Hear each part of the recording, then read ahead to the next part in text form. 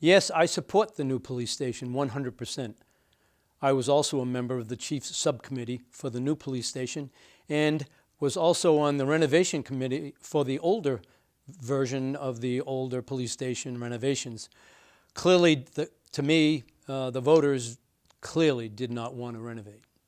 I watched and carefully observed the police chief's advisory board. The board did their job, fully vetted the entire project, and strongly believe the town is ready for a new police station. As I said earlier in my remarks, it's the best location, town-owned property, and the chief fully believes Tucker Road works fine. Yes, this is the time to build a new police station. Our police are in a temporary building made to last about 10 more years. It's built on stilts, causing dampness under the building, and the warranty on the heating and air conditioning system have expired. The cost to build today is approximately $13.4 million for a station that will last 100 years or more. The cost will increase by 4% each year we have to wait. That will be about $16.1 million in 5 years and $18.7 million in 10 years. Our police women and men leave their families every day to protect us. I believe it is time for the town to step up to the plate and give them a real station that is safe, healthy, and yes, an enjoyable environment to work in. I ask you to please vote in favor of the police station at our April election. I have spent some time recently in the police station and was appalled that when you're at one end of the building, you can hear everything that happens at the other end of the building. They brought in a DUI, and she was stomping her feet, and I thought we were having a tremor or an earthquake. This is not an enjoyable place to work or to serve our community, so please step up to the plate and help our police.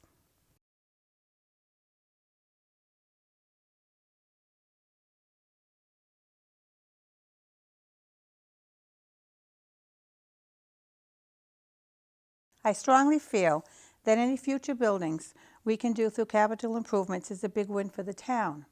Borrowed money costs us interest and increases the cost of any buildings. Therefore, I would like to see a line item at the annual town meeting that we put aside every year a certain amount of money to put into a building fund, not a repair fund, but a building fund, so that as we need to build new buildings, we will have money set aside for it, and we would be able to get started faster on working on those projects. Town meeting, October 2016, appropriated $700,000. That's a good start. The plan is to put aside $1.7 million for the next 3 years for this purpose. This June, we will ask for $1 million and $700,000 in October. Same plan as the DPW garage, which I might add, is complete. Debt exemptions are reserved for very, very special projects. The record speaks clearly that the town have not had an awful lot of support. There is a need for the folks that live in North Dartmouth for a library.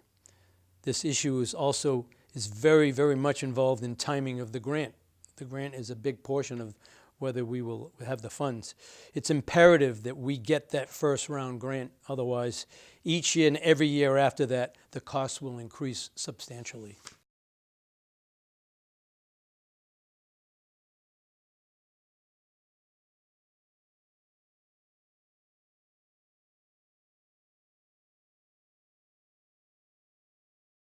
Interesting question, and not that we have not discussed this over the years. Town Hall, Potter, and DeMello schools are the oldest. The Town Hall has had numerous upgrades over the past 3 years, so at this time we can discuss the schools. The school committee has a long-range plan. Let's listen to their suggestions and, of course, their needs and demands for classrooms in the future. Will there be a demand? That may be the question, but let's let the professionals do their homework first. Remodel or build, someone might ask about some of these buildings. I might add that in 1987, the old pool school was renovated. It was cheaper to renovate it than to build new. How would we fund these projects? Debt exemptions? Maybe, but as I said earlier, they don't go over well in our town. One very interesting thought on the aging schools, if it were not for the best maintenance department in the state, the building would have fallen apart long ago, or should I say buildings. They've done a great job, and we have a wonderful crew. Thank you. We have a number of buildings in this town that are 100 years old. Dartmouth has been very conservative in its buildings, and we seem to keep our buildings around.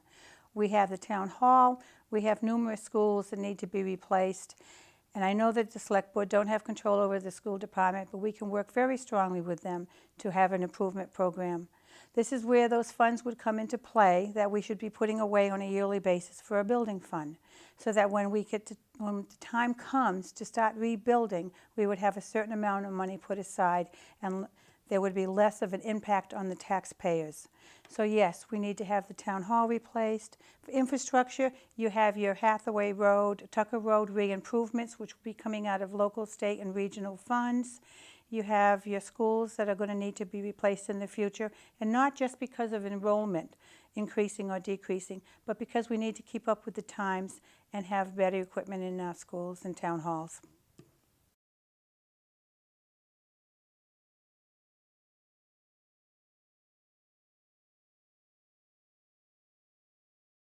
Development should be developed along the Route 6 Fons Corner Road corridor, because that is where the infrastructure and the zoning is in place. I would like to see office buildings such as insurance companies, small mom and pop businesses, and light clean industry. These are the type of businesses we need to bring into Dartmouth. Retail is becoming a dying business, so we need to bring in, again, office space, small mom and pop businesses the town residents would enjoy visiting, and light, clean industries along the Route 6 corridor and Fons Corner Road. Repurpose commercial buildings and open land along Route 6/Fons Corner L, as I call it. The one great example before us right now is the proposed Dartmouth Woods 2 project. It's on Route 6. I recommend everybody take a ride by there, take a ride into the project, and look at how beautiful it's maintained. The two brothers that run this organization are committed to the town and committed to their business, and they do a magnificent job. But there'll be more projects in the future, but let's not hamper these investors. Let's collaborate with them. I understand there are traffic issues, aquifer concerns, and I am not against protecting our scenic and rural areas. However, there is a balance.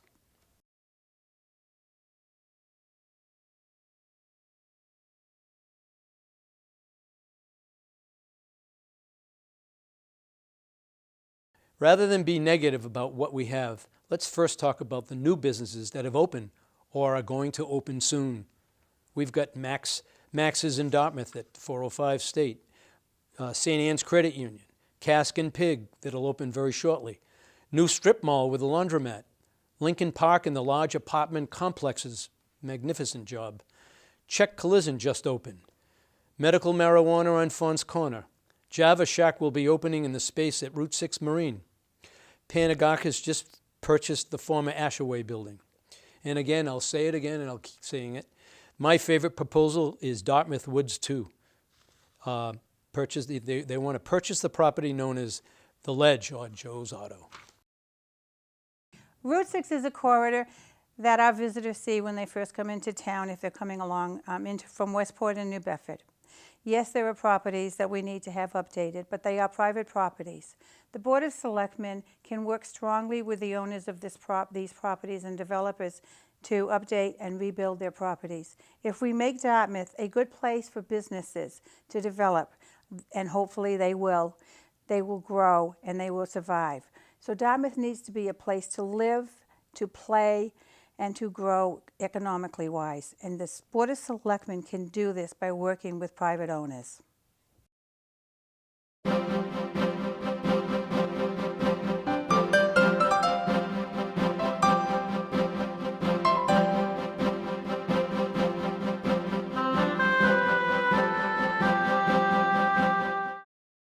Three years ago when I ran for school committee, one of my biggest concerns was the growing age of our public school buildings. Those buildings have not gotten any younger.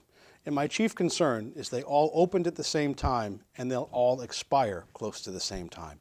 As a district, we need to plan for that. In the past 3 years, we have rebuilt the roof at the Potter School and we're addressing roof concerns at the middle school. However, our concerns are much broader than that. And this summer, we are embarking on a master plan to evaluate exactly what state our building's in and what kind of a plan we need to be able to deal with them in the future. When it does come time to construct new schools, or it comes time to maintain the ones that we have a strong partnership with the MSBA, who works with us to plan programs, to ensure that they're done at a reasonable cost, and to reimburse the share that the state pays to support our education, just as we support other communities as well. That being said, though, it's not just our buildings that we need to talk about. One of the first things that people see when they come into town looking at schools is the Memorial Stadium. Our town needs to invest in that so that we have the same kind of reputation as other communities like us around the state who are competing for those valuable educational families and their dollars. In order to refit the stadium and the field complex, there needs to be collaboration between public and private sources. We need to find innovative solutions to develop a program that makes something people in Dartmouth can share, can be proud of, and can attract important, valuable resources coming to the town as families see us on the same equivalent that they see other communities that have invested in their athletic fields as well. That cannot be done just by the school or the towns alone, though. And just as the public will share in its benefit, I believe the public needs to share in its cost. Currently, we are in the process of hiring a firm to assess our building needs, and based on the outcome of the study, a facility master plan will be developed. Based on the findings of this assessment, decisions will need to be made regarding the schools. The evaluation will need to be shared with the community, and the community will need to be involved in whatever next steps need to be taken. A facility needs committee that involves members who have a diversity of opinions on the topic will need to be formed. This committee would need to review the facility master plan report and form a plan for the future. Regarding the funding of whatever needs to be done will again depend on the Dartmouth community. The historical perspective on funding new buildings in this community has always been a challenge. Many times it has been suggested to renovate the buildings or add additions rather than build new ones. However, our buildings are getting older and have not been designed for the needs of students in the 21st century. There is also a need to improve the athletic field at Dartmouth Memorial Stadium. Dartmouth appears to be in the minority relative to placing turf on its athletic field. This is an item that may be possible through capital improvements due to the fact that other groups in the community that will be using this field. Regarding the top three priorities, I feel that it's important that we look to, as far as buildings, supporting a comprehensive preschool in the north end of town. We are field poor, and so working toward enhancing our fields. I know some of this is underway with some capital improvement funds, but fields are very important, as well as some technology and personnel to support some of the social emotional learning of our students, such as the behavioral supports and to have a staff on hand full time in our buildings to in the moment work through some struggles to support our students.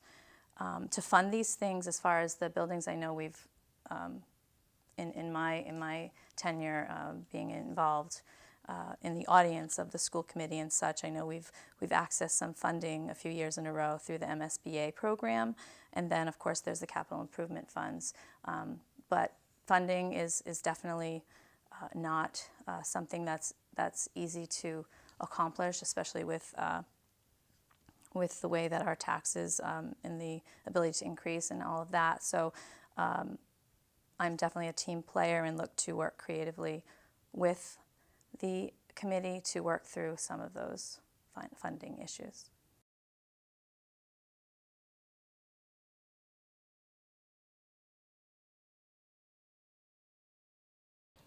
The professional qualities of school administrators cannot be separated from his or her own personal characteristics.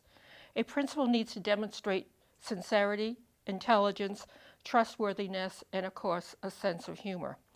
What I'm saying is that a person who heads a school should not only be a person with the highest level of professional knowledge, but also must be a person who truly cares about empowering others.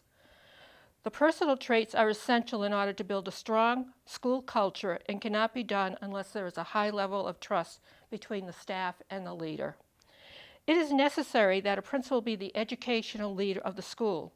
A prospective principal of the high school needs to know what excellent teaching looks like at the high school level and how to guide the staff toward research-based instruction. It is important that a principal ensures professional development for his or her staff and provide the necessary support to enable their success.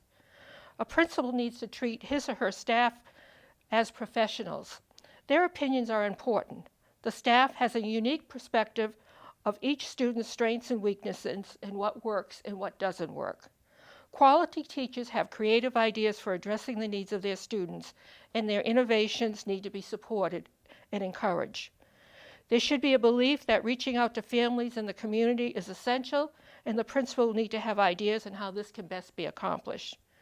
It is also of critical importance that a principal sets up a procedure for hiring new staff. She or he must do everything possible to get the best possible individual for any position in the schools. It is vital that a principal also be active in developing leaders within his or her staff by providing opportunities for leadership. I believe that a successful high school principal will not only hold the qualifying license for such a position, but also the leadership skill set to foster an effective teaching and learning climate that begins with a belief in open communication and a value for input and ideas. He or she should demonstrate the ability to genuinely inspire and engage staff, students, parents, and the greater community. A future principal should come to us with a deep understanding of supporting the needs of diverse populations. He or she should demonstrate experience with understanding special education law, positive interventions and supports, and a vision to think proactively with a team mindset at all times toward supporting the ever-evolving needs of the school. Lastly, no matter where the future principal resides, they should come to us with a respect and appreciation for our community and a great willingness to adopt Dartmouth pride. One of the things that I'm concerned about is that while we have stabilized our district leadership at Dartmouth High School has been a little bit less than stable. We've had 3 different models of administration in my 3 years on the school committee, and that simply needs to change. In selecting its new principal, I hope that we'll find someone who has experience and success as an instructional leader, someone who's willing to be part of the Dartmouth community, who has the ability to communicate and see parents, teachers, and students as partner in a quality school community. I'm also looking for them that while they're part of our community, they are capable of moving Dartmouth forward. One of the things that really concerns me, however, is that the last 3 superintendent and high school principal searches in Dartmouth have not included any strong internal candidates. We need to recognize that as a problem, and we need to develop leadership capacity of our people so that they can and want to be leaders in Dartmouth. I also think that we need to develop a leadership pool much earlier than just our professional staff. And if elected, I will work with the superintendent and the new principal at the high school to design a leadership development program for students at Dartmouth High that helps them to become the future leaders in our town.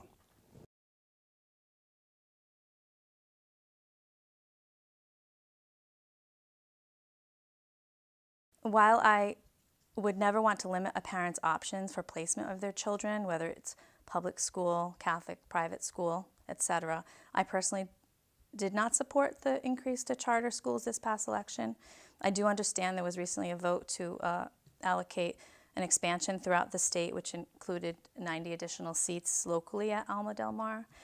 My main concerns with charter are with the way that funds follow the student and the scaled aid program and reimbursement not happening the way it was intended due to budget shortfalls. I prefer to see funding used to strengthen the programs within our own public schools.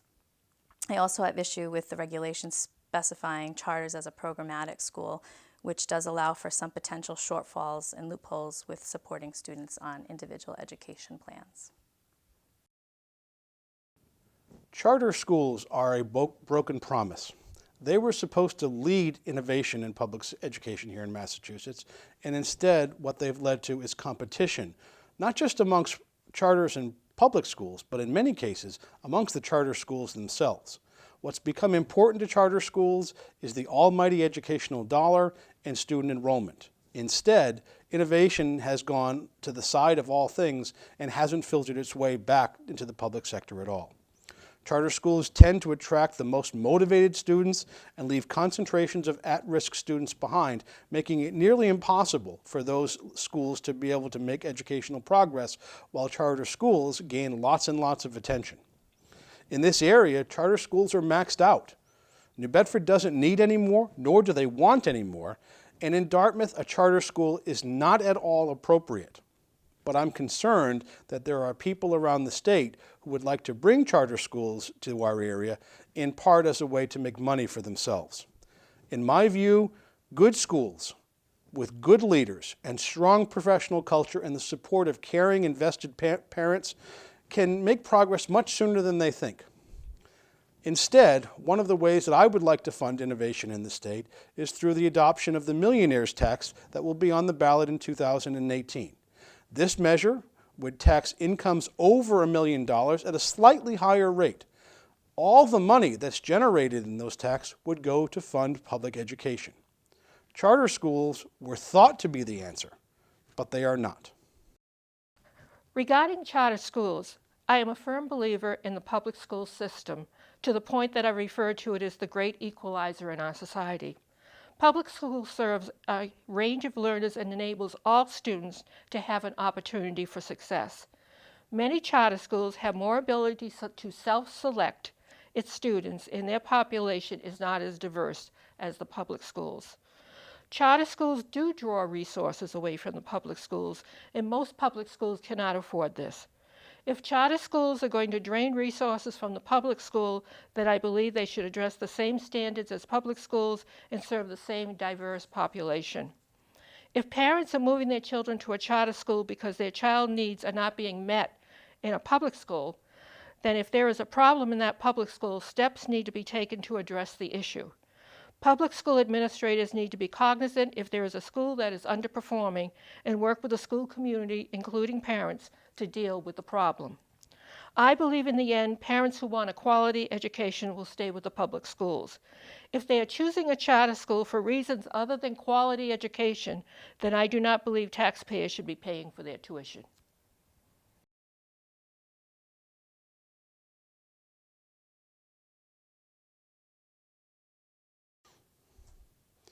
I do not think the funding formula is adequate to providing the kind of quality education Dartmouth wants and expects.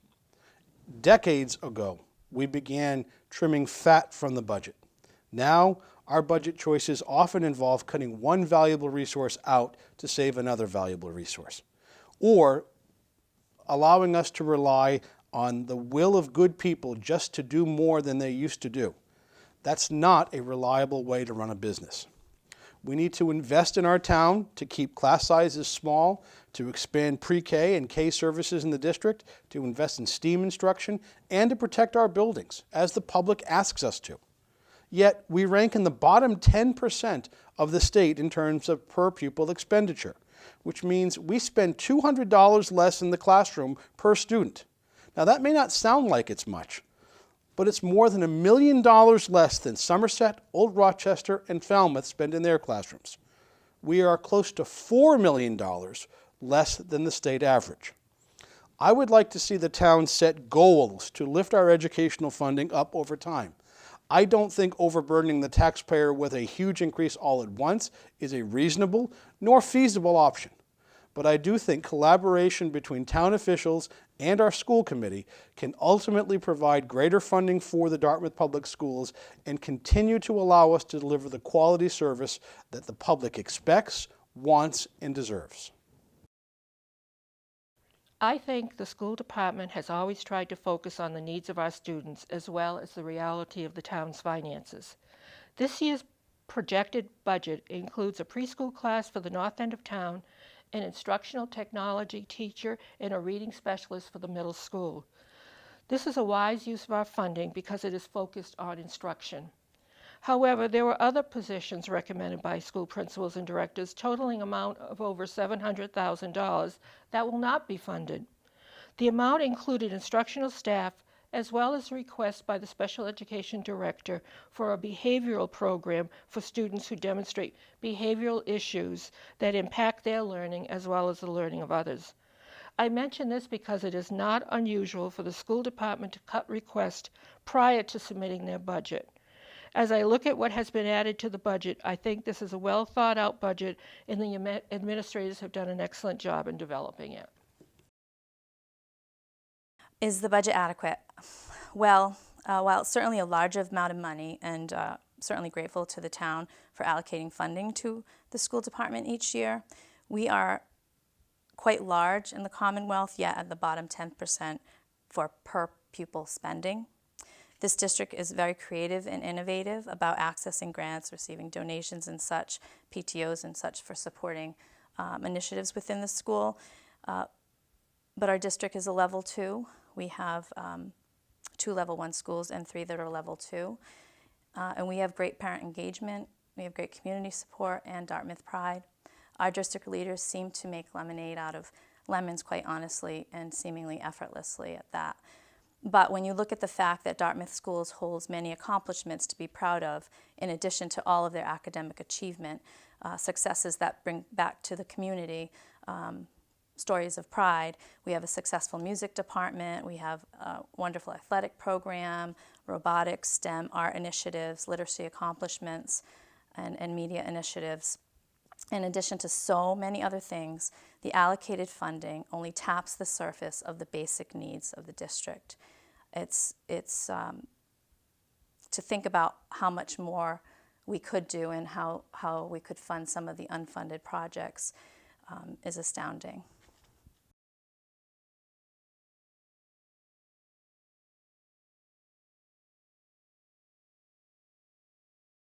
First of all, the research is clear that adolescent students would benefit from more sleep, and they could be provided by changing the school starting time for middle school and high school students.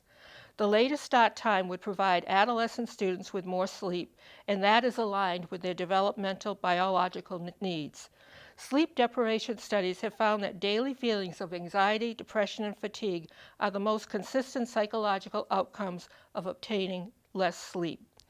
Research has also clearly and consistently shown that later start times show that students outperform students who have earlier start times.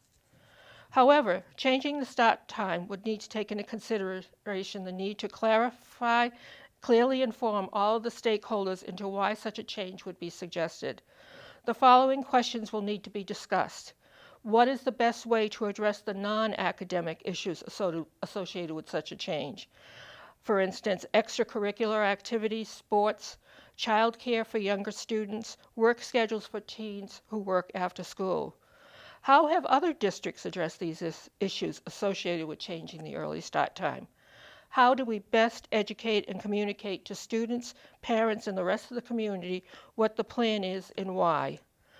Organize a committee that includes schools, staff, parents, and students to review the research that will answer the questions that need to be addressed and develop a plan of implementation if that is the decision to be made. The questions do not have an easy answer, and there will need to be a number of individuals involved in an array of problem-solving meetings to address these issues. This initiative intrigues me, and I've read a bit about the literature to support the benefits of a later start time, such as improved memory, attention, and overall performance, as well as the social emotional well-being of our students. I can think of some barriers off the top of my head that would make implementing a later start time difficult, such as the visibility or safety concerns due to lack of sidewalks on many of our streets for our student walkers, fitting all of our sports schedules in, as well as busing. So my understanding is, if I remember correctly, Shannon Jenkins has brought this up with the committee, and some of our students are currently working on a project to tease out some of the barriers that exist in an effort to think creatively about working through those barriers. So I do look forward to hearing about the results of that project, and if it's something that we could facilitate, I'm absolutely in support of the later start time. Research shows that earlier start times negatively affect student achievement, and later start times have a positive effect on student achievement. Partly, in many cases, this is for biological reasons, as there is a change in students at the middle and high school levels, but it's also for social and demographic reasons at the elementary grades. What this means is something needs to be done, but there is not an easy fix to this problem. When I was a student in the Dartmouth Public Schools, we started class at the middle and high school closer to 8 o'clock in the morning. Right now, we start school at 7:30, and many students have to get up at 5:30 to be able to ride a school bus to their desired location. The reason that we start school when we do is to maintain staggered transportation times that make it more affordable for Dartmouth to fund student transportation in the district. However, if we're saving money in transportation but spending more money because our students aren't achieving much, then perhaps we're not saving any money at all. What I suggest is that our school district begin to look at modest incremental changes in our school times throughout the day, perhaps moving the middle and high schools a half hour later, perhaps moving the elementaries 15 minutes later, and that would not disrupt any parts of our educational program in totality. I also think that those who consider athletic and after-school obligations as a barricade to us making certain changes because other schools would not agree with us need to consider that maybe Dartmouth needs to be a leader in this area and be the first one to change, allowing other communities to catch up to us. After all, who would blame us if we make changes that are in students' best interest and help our students gain and learn more throughout their years in Dartmouth?